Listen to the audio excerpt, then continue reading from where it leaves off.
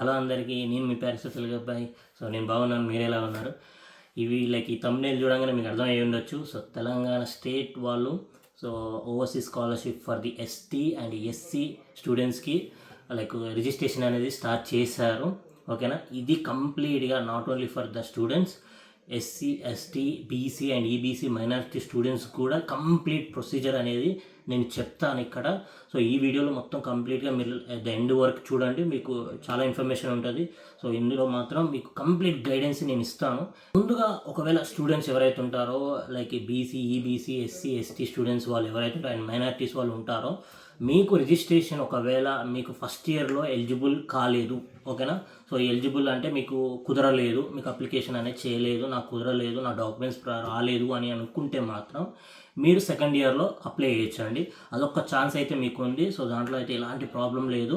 So మీరు మాత్రం ఏదో ఫస్ట్ మిస్ అయింది అది అని అనుకోకండి, సెకండ్ ఇయర్లో కూడా మీరు అప్లై చేయొచ్చు. సో మీరైతే అది చూసుకోండి, ఓకే.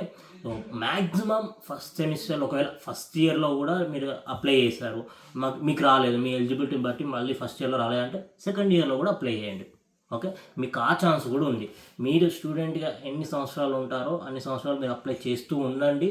ఏదో ఒక రోజు మీకు లక్ అనేది వచ్చి మీకు స్కాలర్షిప్ వచ్చే అవకాశాలు కూడా ఉంటాయి. బట్ దానికి తగ్గట్టు మీ స్కోర్, మీ ఎలిజిబిలిటీ అనేది పక్కా ఉంటేనే మీకు ఎలిజిబుల్ అన్నట్టు. సో అంటే మీకు స్కాలర్షిప్ వచ్చే అవకాశాలు ఉంటాయి.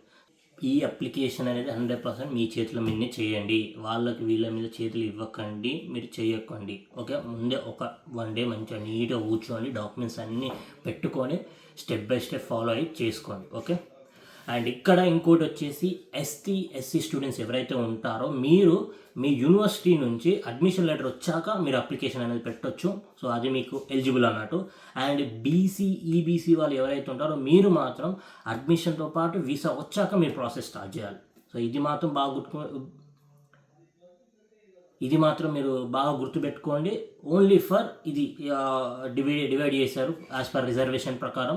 సో అది మాత్రం మీరు బాగా గుర్తుపెట్టుకోండి. మీకు కుదరలేదు ఫస్ట్ ఇయర్లో అంటే సెకండ్ ఇయర్లో అప్లై చేయండి. ఒకవేళ ఫస్ట్ టైంలో రిజెక్షన్ అయిందంటే సెకండ్ ఇయర్లో మీరు స్టార్ట్ చేయొచ్చు, మళ్ళీ ప్రాసెస్ అప్లికేషన్ అనేది పెట్టచ్చు. సో ఇలా మీకు అవకాశం ఉంది, సద్వినియోగం చేసుకోండి. సో ఇది మాత్రం 100% షూర్ అండి, ఇది మంచి అవకాశం, దేన్ని మాత్రం వదలకండి.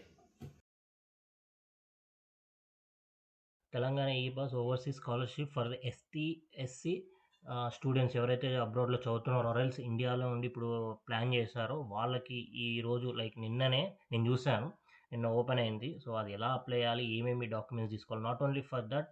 సో ఈ బీసీ అండ్ ఈబీసీ వాళ్ళకు కూడా నేను చెప్తాను క్లియర్గా ఇందులోనే. సో మీరు ఎప్పుడైతే రిజిస్ట్రేషన్స్ ఓపెన్ అవుతుందో అప్పుడు మీరు అప్లై చేసుకోవచ్చు అన్నట్టు. సో కంప్లీట్గా ఇది SC ST BC and EBC and మైనారిటీస్కి అయితే ఆల్రెడీ మొన్ననే అయిపోయింది కాబట్టి, సో ఇదంతా ప్రొసీజర్ ఏంటి, ఎలా అప్లై చేయాలి, ఏమేమి జాగ్రత్తలు తీసుకోవాలనేది కంప్లీట్గా ఈ వీడియోలో చెప్తాను. సో ముందుగా అయితే మనం తెలంగాణ ఈ-పాస్ వెబ్సైట్కి వెళ్ళాలి. ఇక్కడ చూడొచ్చు, ఇది వెబ్సైట్ అన్నట్టు. సో కిందికి వెళ్తే మీకు ఇక్కడ చూడొచ్చు ఓవర్సీస్ స్కాలర్షిప్ సర్వీసెస్ అని, ఇది క్లిక్ చేస్తే మీకు ఇలా ఓపెన్ అవుతుంది. ఇక్కడ చూడొచ్చు overseas scholarship section for SC ST BC and minority services. So Ambedkar overseas Vidyanidhi SC development and Ambedkar overseas Vidyanidhi ST welfare, ఈ రెండు ఇప్పుడు ప్రజెంట్ ఓపెన్ అయి ఉన్నాయి. సో రీసెంట్గా chief minister overseas scholarship scheme for minorities అయితే అయిపోయింది. సో బీసీ అండ్ ఈబీసీ వాళ్ళకి Mahatma Jyotiba Phule overseas Vidyanidhi for BC and EBC students వాళ్ళకి ఇంకా ఓపెన్ అవ్వలేదు, ఓపెన్ అవుతుంది, డేట్స్ అయితే పెడతారు. సో వెయిట్ చేయండి అప్పటి వరకు అయితే. అండ్ ఇప్పుడు సో ఎవరైతే Ambedkar overseas Vidyanidhi SC development or ST welfare వాళ్ళకి ఎలిజిబుల్ ఉన్నారో స్టూడెంట్స్ అయితే, సో వీళ్ళకు చెప్పొచ్చేది ఏంటి అంటే, ముందుగా మీకు అడ్మిషన్ వస్తే యూనివర్సిటీ నుంచి ఓవర్సీస్ యూనివర్సిటీ నుంచి మీకు అడ్మిషన్ వస్తే మీరు ఇప్పుడు రెడీ, మీరు అప్లికేషన్ అనేది పెట్టొచ్చు.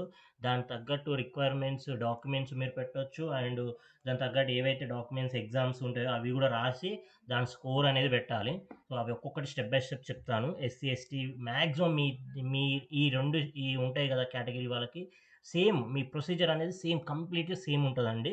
అండ్ ఈ బీసీ అండ్ ఈబీసీ వాళ్ళకి మాత్రం మీరు అడ్మిషన్తో పాటు వీసా వస్తేనే మీరు అప్లికేషన్ అనేది స్టార్ట్ చేయాలన్నమాట, ఓకే. ఈ రెండు ఉంటాయి. సో ఈ రెండు గుర్తుపెట్టుకోండి.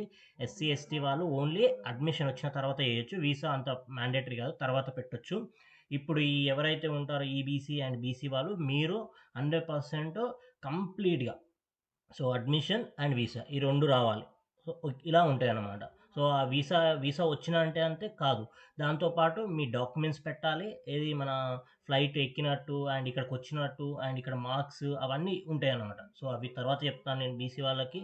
సో, ముందుగా అయితే ఎస్సీ, ఎస్టీ వీళ్ళకా ఇది ఉంటది గదా! సో, వీళ్ళకి ఎక్స్‌ప్లెయిన్ చేస్తాను. సో, ఇక్కడ చూడొచ్చు. అప్లికేషన్ రిజిస్టర్ ఫర్ ఎస్సీ స్టూడెంట్స్‌కి ఇన్‌కమ్ చూడొచ్చు 5,00,000 లోపు ముందల ఉండాలి. And college countries US, Canada, Germany, France, UK, Singapore, Japan, South Korea, Australia and న్యూజిలాండ్. అండ్ స్కాలర్‌షిప్ గ్రాంట్ వచ్చేసి అప్ టు 20,00,000 వరకు ఇస్తా అన్నారు. చూడాలి మరి ఎంతవరకు మీకు మీ ఎలిజిబిలిటీని బట్టి మీకొస్తే వచ్చేస్తది. అండ్ ఇక్కడ ఓన్లీ ఒక చైల్డ్‌కి మాత్రమే. మీ అన్న ఒకవేళ మీరు తమ్ముడై ఉంటే సో, మీ ఇద్దరిట్లలో ఒక్కరికే వస్తది. సో, దాంట్లో మాత్రం మీరు ఇంతకుముందుకు ఒకవేళ అప్లై చేస్తే మాత్రం మళ్ళీ మీ సెకండ్ అప్లికేషన్‌కి చెల్లదు. అండ్ గవర్నమెంట్ ఎంప్లాయీస్ ఎవరైతే ఉంటారో వాళ్ళకి మాత్రం చెల్లదు. So, only one child and government ఎంప్లాయీస్‌కి నాట్ అలౌడ్. ముందే చెప్తున్నానండి. గవర్నమెంట్ మాక్సిమం నాకు తెలిసి ఇది అలౌ ఉండదు. ఏ ఏ స్కాలర్‌షిప్ అయినా అలౌ ఉండదు. ఇక్కడ 60% in graduation and eligible score for GRE and GMAT and English proficiency like మన ఐఎల్స్ ఉంటాయి, టోఫెల్ ఉంటాయి, పీటీ ఉంటాయి. సో, ఇవి ఈ ఇంగ్లీష్ ప్రొఫెషన్స్‌కి ఎలిజిబుల్ అన్నట్టు. అది గూడా మీకు ఎక్కువనే ఉండాలండి. లైక్ ఆల్‌మోస్ట్ 60% అంటే ఆల్‌మోస్ట్ ఇంకెక్కువనే ఉండాలి. ఒక 100 పెట్టుకోండి ఇంగ్లీష్ ప్రొఫెషన్స్‌లో 100, 90 అలా పెట్టుకోండి. అండ్ జీఆర్ఈ, జీమాట్‌లో అయితే 300, 320 ప్లస్ అట్లా పెట్టుకోండి. మీకు ఎక్కువ ఛాన్సెస్ ఉంటాయన్నట్టు. సో, అలా పెట్టుకుంటే సరిపోతది. మీరెవరైనా రాయకపోతే ఇప్పుడు రాసి ఎలిజిబుల్ అయితే మీరు ఇప్పుడు రాసి మీరు సబ్మిట్ అయితే చేయొచ్చు. అండ్ ఇక్కడికి వచ్చాక సేమ్ ఇక్కడ గూడా అంతే. మీకిక్కడ ఎస్టీ స్టూడెంట్స్ గూడా సేమ్ అలానే ఉంది. 60% ఎలిజిబుల్ స్కోర్ ఇన్ జీఆర్ఈ వచ్చేసి 260 ఉంది. జీమాట్‌లో 500 ఉంది. టోఫెల్ 60, ఐఎల్స్ 6.0, పీటీ 50 ఉంది. సో, ఇక్కడ గూడా మీకు ఎలిజిబుల్ క్రైటీరియాస్ అయితే ఉన్నాయి. చూడొచ్చు ఇక్కడ ఎస్టీ వాళ్ళు. అండ్ ఎస్సీ వాళ్ళకి ఇక్కడ ఇప్పుడు ఫర్ ఎగ్జాంపుల్ నేను రిజిస్ట్రేషన్ ఓపెన్ అయితే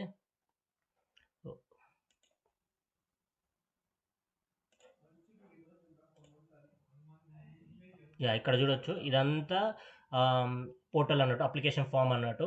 అప్లికేషన్ ఫార్మ్ ముందే చెప్తున్నానండి. మీ ఓన్‌గా మీరు చేస్తే చాలా బెటర్ అండి. బయట మీ సేవలను ఇంటర్నెట్ షాప్‌లలో అప్లై చేయడం వేస్ట్ అండి. నేను ముందుగా చెప్తున్నాను. ఎందుకంటే రేపటి నాడు ఏదైనా తప్పు జరిగితే మాత్రం మీరే మళ్ళీ లూజ్ అయితారు.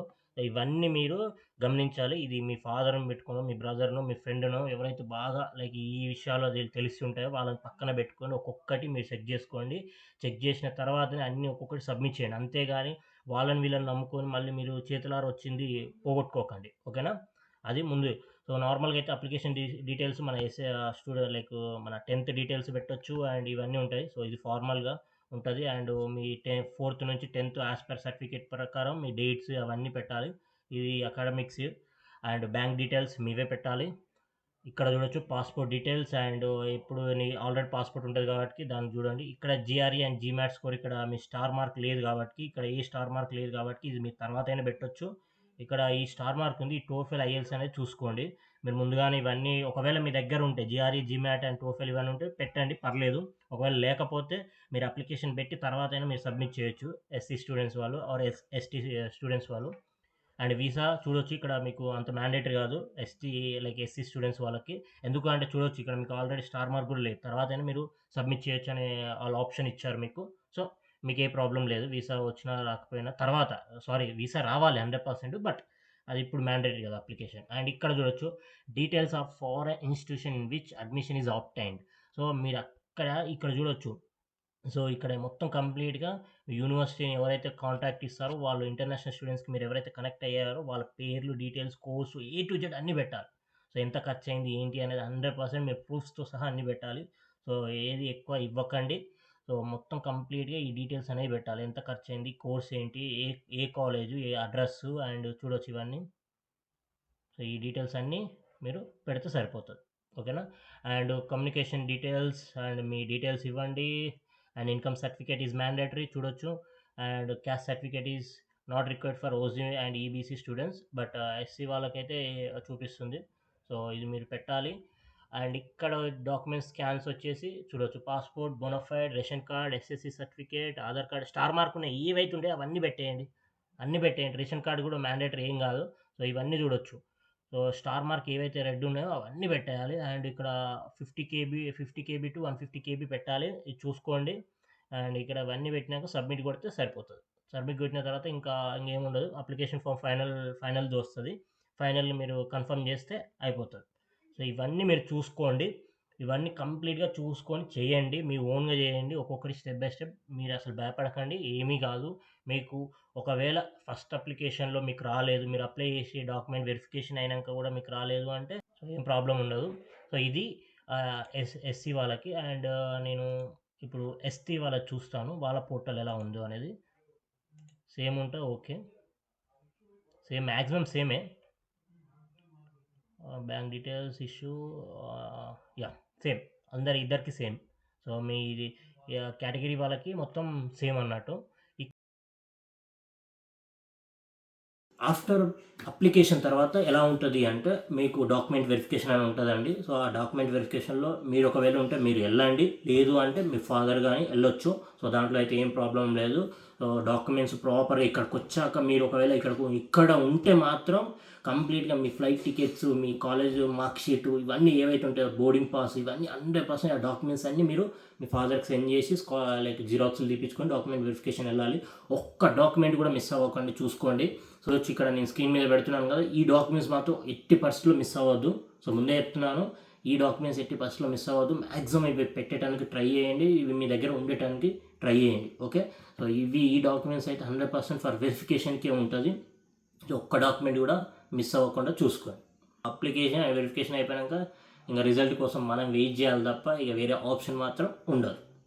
సో ఇది ఇంకా మొత్తం కంప్లీట్గా స్కాలర్షిప్ గురించి డీటెయిల్స్ అండి. సో మీకు ఒకవేళ ఈ వీడియో నచ్చినట్టయితే మీ ఇన్ఫర్మేటివ్ వీడియోస్ ఇంకా మీకు ఇస్తాను. And like, share, subscribe. నేను మీ ప్యారిస్లో తెలుగు అబ్బాయి మరిన్ని వీడియోస్తో మీ ముందుకు వస్తాను. It was just 17. I think I was 23.